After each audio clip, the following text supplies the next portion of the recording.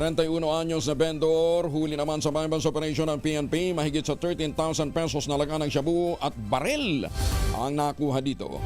Detalye ng balita mula kay Freddy Pajardo, Aris 38. Masantos siya kabasan ni Chike Amin sa ating mga kababayan dyan sa Pangasinan, Freddy.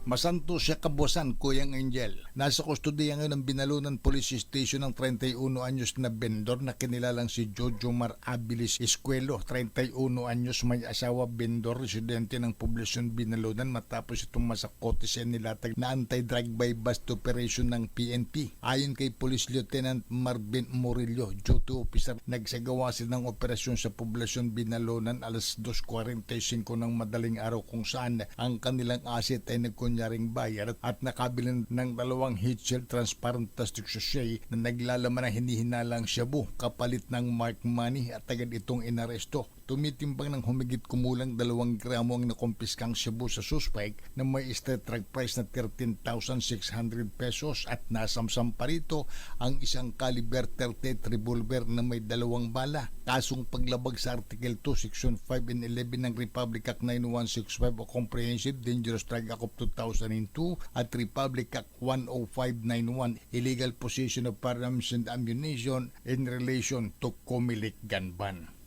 Ito si Freddy Pajardo, Aris 30, tag-uulat para sa DCRH, una sa Pilipinas, una sa Pilipino.